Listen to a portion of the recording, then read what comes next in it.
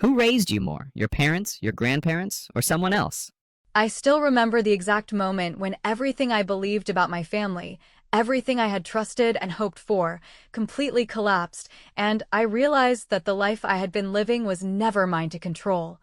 but rather something I had been pretending was fair while it was nothing but a carefully maintained illusion designed to make me feel powerless, like no matter how hard I worked, no matter how many sacrifices I made, I would always come second to someone who didn't deserve it, someone who was always the favored child, and that someone was my stepsister, who, from the day she arrived, seemed to be given everything my parents claimed they could never afford for me. I had spent years pushing myself through high school and every single application, working part-time jobs that left me exhausted, skipping dinners with friends because I had to save money for books and tuition,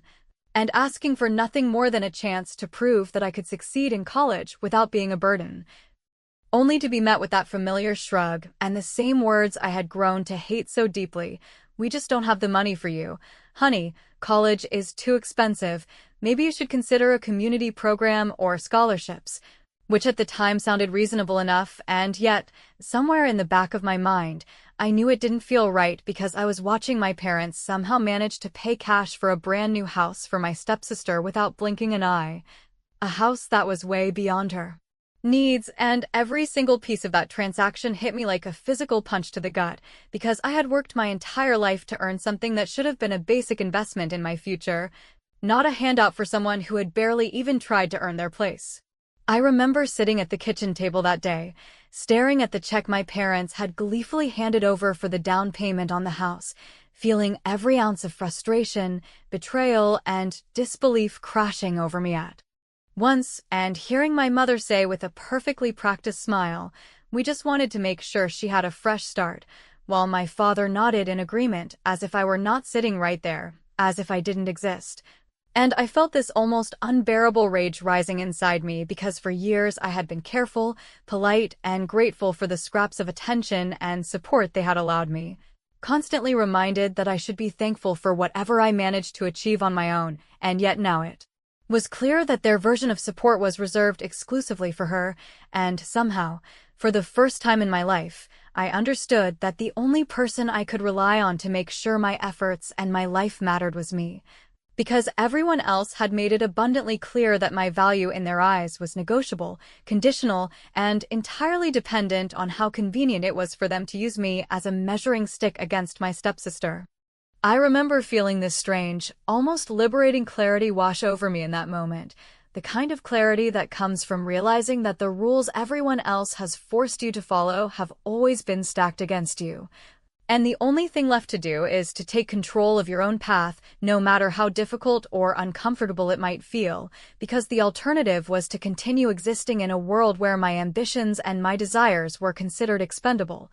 where my hard work was taken for granted, and where my feelings of hurt and frustration could be dismissed with a casual comment about responsibility or gratitude. And as I sat there, watching my stepsister practically skip through the door with keys to a house that had been handed to her without any of the effort I had been forced to endure, I realized that I had been living under a lie, a story that I had told myself to feel secure and loved. And that story was over, and it had to be over because nothing about the way my family had treated me made sense anymore, and I knew, with a certainty that made my stomach tighten and my heart race, that I would never allow anyone to make me feel small again. For the first time, I allowed myself to think clearly about the steps I would need to take to step out of the shadow they had cast over me, to reclaim the power and respect that had always been rightfully mine. And I started imagining a life where I didn't need their approval, where my efforts would be measured by my results, and where no one could undermine my achievements simply because they felt threatened by someone they had arbitrarily decided to favor.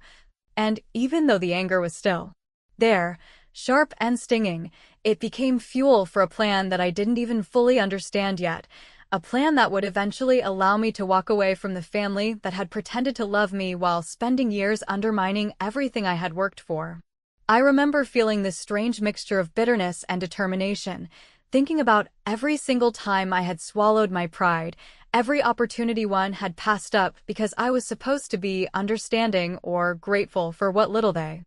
gave me, and I made a silent promise to myself that nothing would ever trap me like that again, that I would no longer allow their decisions to dictate my future,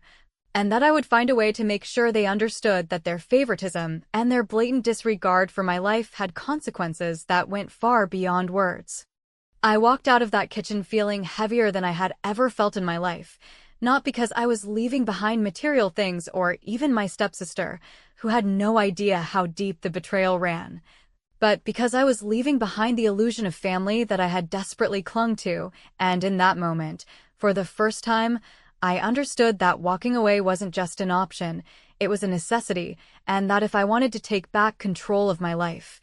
I had to start by severing the invisible chains of expectation, manipulation, and selective generosity that had kept me tied to a system that was never fair to me. And as I drove away, thinking about the path ahead, I realized that this was the turning point.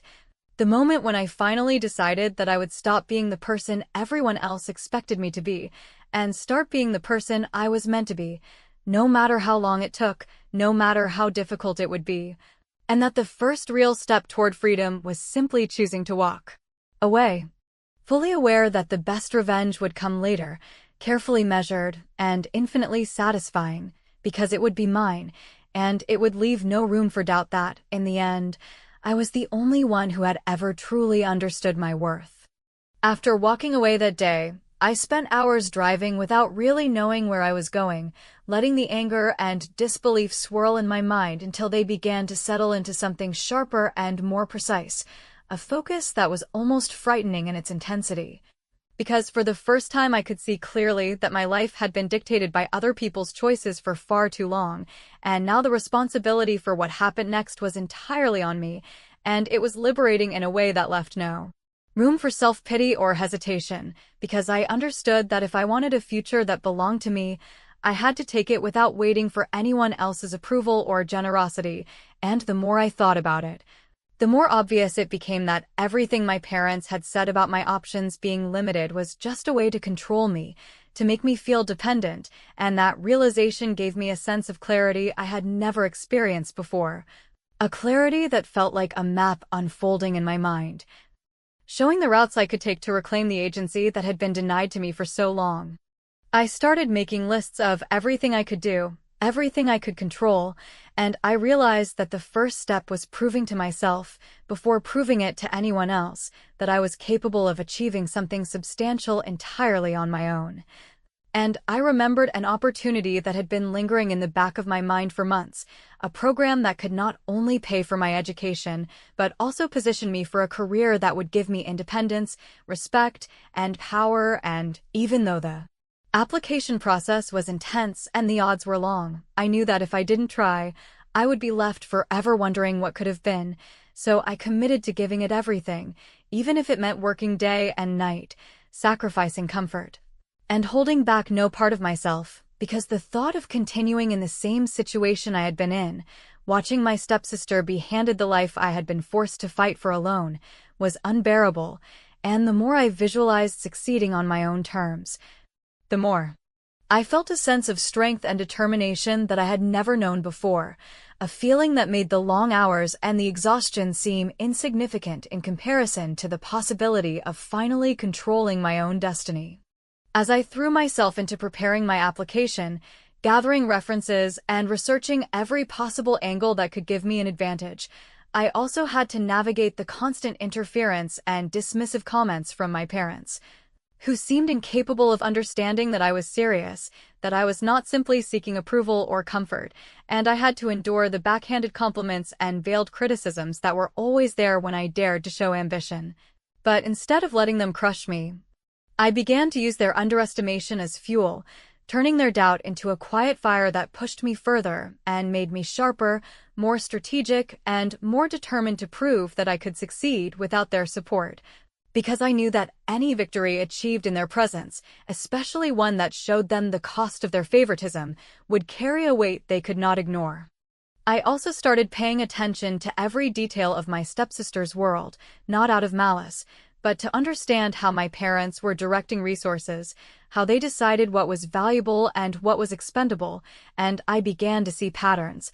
Subtle clues that revealed how decisions were made, who was trusted with what, and what weaknesses existed in the system that I had been trapped under for so long. And the more I learned, the more I realized that I could use this knowledge strategically, not to harm anyone unnecessarily, but to ensure that the same blind favoritism that had held me back could be turned against those who had underestimated me. And that understanding made me feel a combination of satisfaction and anticipation that was almost intoxicating. Every day, I reminded myself that patience was critical, that any impulsive move would be wasted energy, and that the real power lay in timing, in precision, in knowing exactly when to act and how to make the consequences undeniable and inescapable, because my goal was not simply to escape or to feel vindicated, but to create a situation where my parents could no longer deny that their choices had consequences, that the years of ignoring and dismissing me had built up to a point where I could reclaim control without them having any way to interfere, and in doing so, I would not only achieve the life I wanted, but I would also make sure that the lessons of those years of neglect and favoritism were impossible to ignore. A form of justice that was both clever and profoundly satisfying. By the time the acceptance letter arrived, I had already mapped out several steps beyond simply attending the program, ways to establish independence, credibility, and leverage that would put me in a position my parents could not have anticipated or controlled. And when I finally held that letter in my hands, I felt a surge of triumph that was completely untainted by gratitude toward anyone who had doubted me, because I had earned this entirely on my own, and the moment I knew my parents would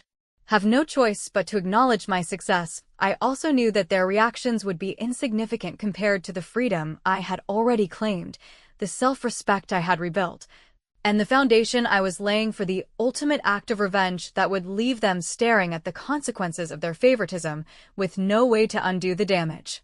Even in the small moments, like receiving advice from mentors who actually believed in my potential, speaking with professionals who treated me as competent and capable, and signing documents that officially began my journey into independence, I could feel the shift in my own perception, a sense of confidence and control that was almost dizzying after years of being told that I could not, that I should be grateful for less, that I was expendable, and I realized that while the past could not be undone, the future was completely mine, and the knowledge that my parents could no longer dictate my life was exhilarating, terrifying, and deeply satisfying all at once, and every step I took reinforced the quiet, growing certainty that I was not only capable of succeeding without them, but that one day I would demonstrate in a way they could not ignore that their decisions, their favoritism, and their refusal to invest in me had created the perfect conditions for my eventual triumph, and that realization made every long night, every sacrifice, and every moment of doubt completely worth it. Once I settled into the rhythm of my new life, fully independent from the constant interference of my parents and their favoritism toward my stepsister, I realized that the true challenge was not merely surviving or succeeding, but making sure that the years of neglect and dismissal were met with consequences that would resonate far beyond simple words or complaints, and I began to observe everything around me with a precision and patience that I had never applied before, noticing patterns in behavior, financial decisions, and social interactions that revealed weaknesses in the structure that my parents had thought was unassailable, and I understood, almost with a thrill, that knowledge alone was power, and with power applied strategically, I could ensure that every ounce of effort I had invested in myself would translate into results that no one could dispute, while every act of favoritism and disregard that had defined my childhood would become a tool I could turn to my advantage. I started by creating a detailed plan for my immediate future, focusing on establishing credibility and independence in ways that would make my parents uncomfortable not through confrontation, but through undeniable success, and every decision I made, from the programs I chose to the connections I cultivated, was designed to reinforce the narrative that I no longer needed their approval, their financial backing, or even their recognition to achieve what I wanted, and the satisfaction I felt. Each time I completed a milestone on my own was almost intoxicating, because for the first time in my life, every victory, however small, belonged entirely to me. And it was a victory that could not be dismissed or ignored by anyone who had previously tried to minimize my potential or my worth.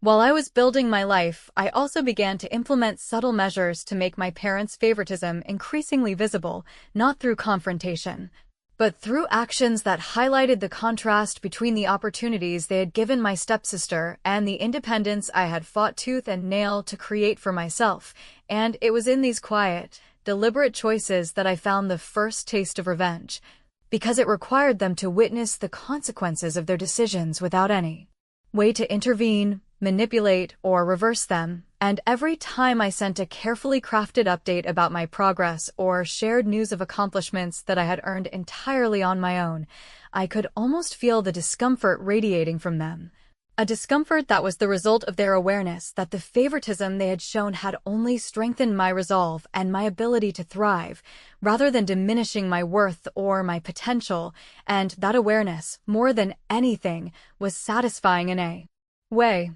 that simple success alone could never have been. I remember one moment in particular, weeks into my new routine, when I received a congratulatory message from a professional connection who had become an important mentor in my field, acknowledging my accomplishments and offering opportunities that had been completely out of reach before. And as I read the message, I felt a surge of quiet triumph because I knew that my parents had assumed those doors would never open to me without their financial backing or their influence, and yet here I was, independent, capable, and respected, achieving milestones that no one had believed I could reach. And every time I reflected on that, I could feel the shift in power between us, a shift that was subtle, unspoken, and irreversible. And it reinforced the growing understanding that revenge did not have to be loud, cruel, or public to be devastatingly effective, because the most satisfying kind of revenge is the kind that allows the offender to watch, powerless, as the very system they tried to control unravels around them in ways they cannot predict or prevent. At the same time, I remained strategic in my interactions with my stepsister, never acting out of malice, but always ensuring that my actions reinforced the contrast between her life, which had been handed to her, and mine, which I had constructed from the ground up through persistence, intelligence, and sheer determination. And I noticed, almost with a sense of quiet amusement, the small ways in which my parents began to react differently when my successes became visible,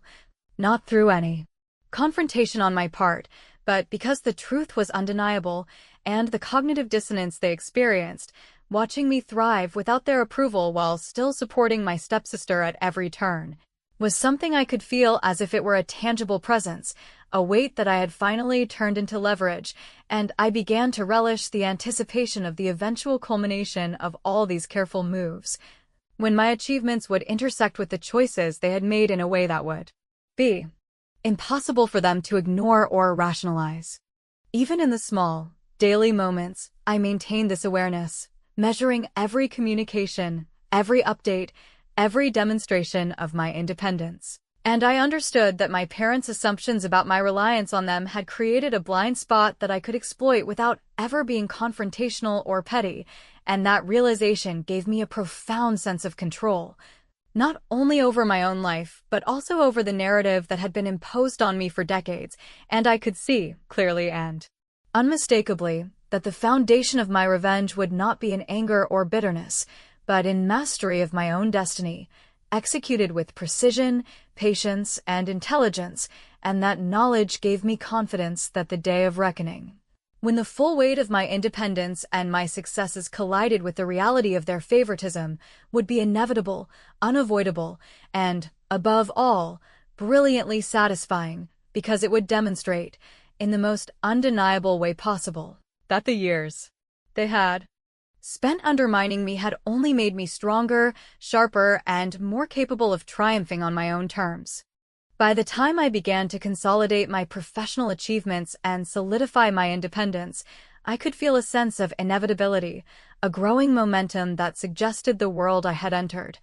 the one where I was no longer a dependent or overlooked family member, was real, tangible, and unassailable. And while I remained patient, knowing that the final moves would require perfect timing and flawless execution, I also knew that every quiet victory, every step toward independence and every subtle demonstration of skill and intelligence was another layer in the foundation of the ultimate moment when my parents would finally have to reckon with the reality that their choices, their favoritism, and their neglect had created the perfect conditions for my eventual triumph, a triumph that would be entirely mine, brilliantly calculated, and impossibly satisfying because it would be undeniable, irrevocable, and the culmination of years of careful planning, intelligence, and resilience. By the time I had accumulated enough experience, contacts, and confidence to take more decisive actions, I realized that the power I had quietly built over the past months was no longer theoretical or fragile,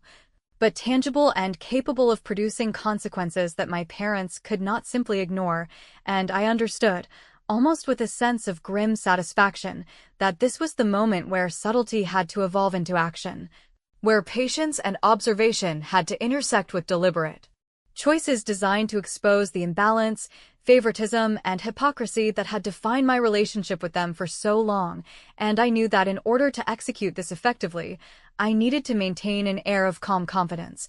allowing every move to speak louder than words, because nothing would be as satisfying as demonstrating, without a single confrontation or outburst,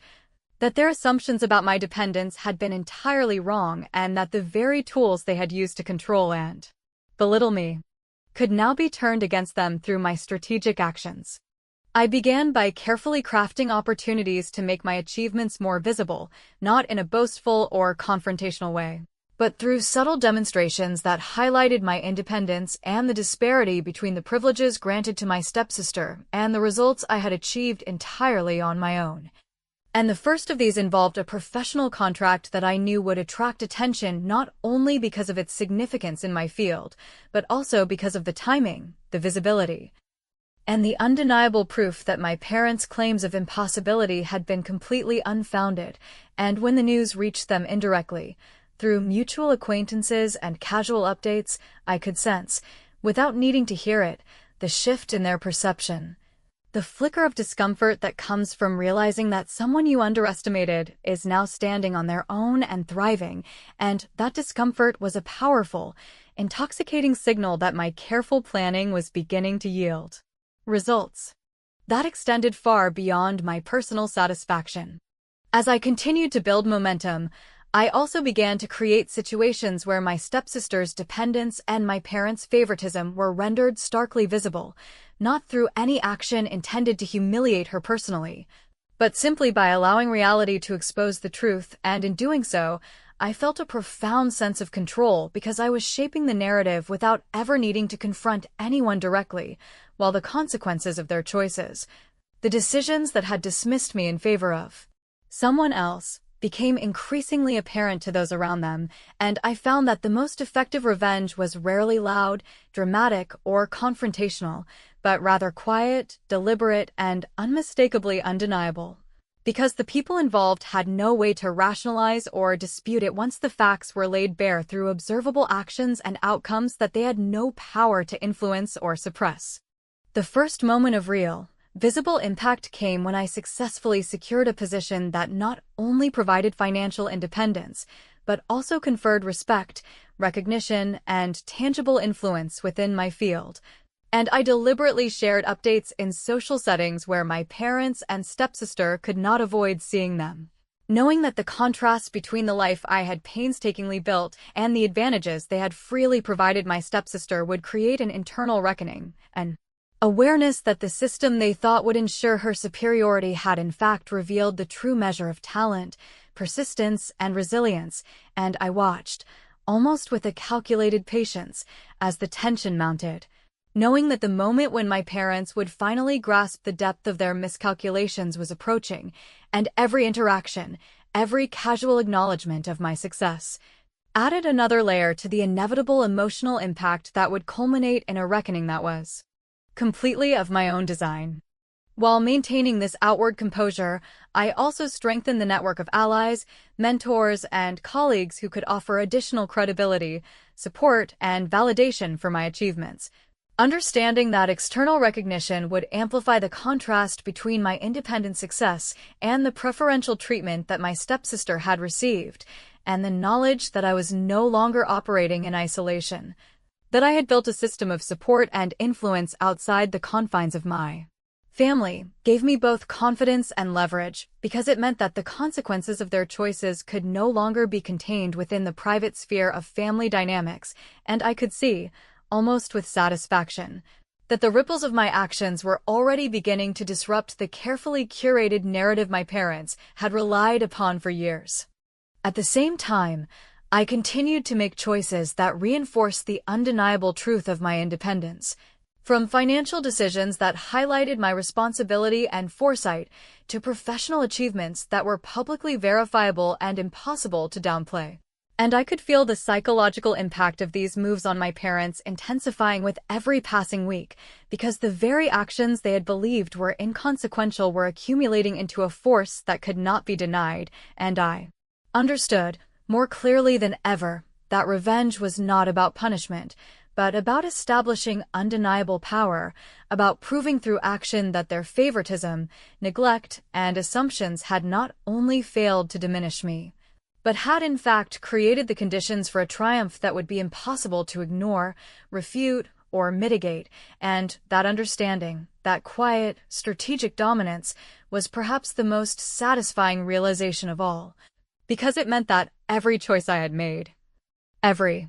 sacrifice I had endured, and every hour I had invested in building my own life, was now converging into a moment of brilliance that would be witnessed, consciously or unconsciously, by everyone who had doubted or dismissed me. And the awareness of that impending impact fueled my resolve, sharpened my focus, and confirmed that the path I had chosen was not only correct, but unstoppable. The realization that everything I had endured, observed, and endured again had led me to a point where I could act decisively hit me with a clarity that was almost startling, because for years I had been patient, strategic, and careful, watching my parents prioritize my stepsister in ways that were obvious, unfair, and deeply frustrating, all while maintaining a composure that few could recognize as strength rather than passive acquiescence. And now, as I sat in the quiet of my own apartment, reviewing the culmination of months of deliberate planning, I understood that the moment to execute the final move was not just approaching but unavoidable, because the opportunities one had engineered through my professional achievements, my careful public visibility, and the undeniable contrast between my independence and the privileges that had been so freely granted to my stepsister, had converged in a way that made the impact inevitable. And I knew that this move would not be subtle, but it would be undeniable, precise, and devastating in its effectiveness. I started by ensuring that the evidence of my autonomy, competence, and strategic foresight would reach my parents not as a boast, not as a confrontation, but as an irrefutable truth they could not ignore. And I did this by orchestrating situations that allowed my achievements to speak for themselves, from professional accolades that were publicly acknowledged to financial decisions that demonstrated my independence and capacity to thrive without relying on their support, and with every carefully calculated update, every visible success, I could sense the subtle shifts in their demeanor, the hesitations, the moments where their habitual condescension faltered because the reality they had tried to deny was now undeniable. And it was in those moments, quiet but sharp, that I realized my strategy had succeeded in positioning me not only as independent, but as superior in ways that could not be contested without revealing their own errors, biases, and poor judgment. I also made sure to create a network of witnesses, allies, and mentors who could validate my progress, whose acknowledgement would amplify the contrast between what had been provided to my stepsister and what I had achieved on my own. And I understood that this external recognition would not merely serve to enhance my position, but would also function as a mirror for my parents, reflecting back the consequences of their choices in a way that could not be dismissed, ignored, or rationalized away. And I watched, with a sense of anticipation that was almost tense, as each piece of my careful orchestration fell into place, because I knew that the final moment, the ultimate payoff for patience, planning, and quiet resolve, was approaching, and that when it arrived, there would be no ambiguity, no doubt, and no opportunity for them to claim ignorance. The actual execution of the final move was both simple and perfect in its impact, because it relied not on confrontation, manipulation, or overt aggression, but on the undeniable presentation of outcomes that were entirely of my own making. And when I made the decision to reveal the culmination of my efforts, I did so with a calm that contrasted sharply with the shock and disbelief I could see reflected in their expressions, because the very reality they had denied and minimized for so long now stood in full clarity, visible, impressive, and completely independent of their intervention, and I could feel the weight of every slight, every dismissal, every moment of neglect or favoritism resolve itself into the satisfaction of seeing the truth unfold in a way that was precise, deliberate, and emotionally unavoidable. I ensured that the financial, professional, and social evidence of my independence was presented at a moment and in a context where it could not be ignored or downplayed, and I watched as their carefully maintained facades of control, judgment, and superiority crumbled in the face of facts that they had no power to alter or deny. And in that moment, I felt the culmination of years of observation, endurance, and strategic action crystallize into an emotional clarity that was almost intoxicating, because I realized that the power they had wielded over me, the manipulation and favoritism they had exercised, had been rendered irrelevant by the intelligence, patience, and foresight I had cultivated in their absence. And it was this realization, this quiet, undeniable triumph, that defined the final act of my story. Finally, as I took a step back and allowed the full impact of my actions to settle, I knew that the satisfaction of this victory did not come from revenge in the sense of harm, but from the absolute confirmation that my independence, talent, and strategic thinking had outmatched the control they had tried to maintain over me, and in that clarity, I found a liberation and a sense of justice that was complete, because I had demonstrated, in the most unassailable way possible, that I was no longer subject to their choices, their favoritism, or their attempts at control, and I understood, with a mix of relief, pride, and quiet exhilaration, that the final move had been executed perfectly, leaving no question of who had prevailed, and allowing me to walk away from the past, from their judgments, and from the limitations they had tried to impose, with a sense of brilliance, satisfaction, and unstoppable confidence that I had earned entirely on my own, and that awareness, more than any single act, defined the moment as complete, irrevocable, and deservedly triumphant.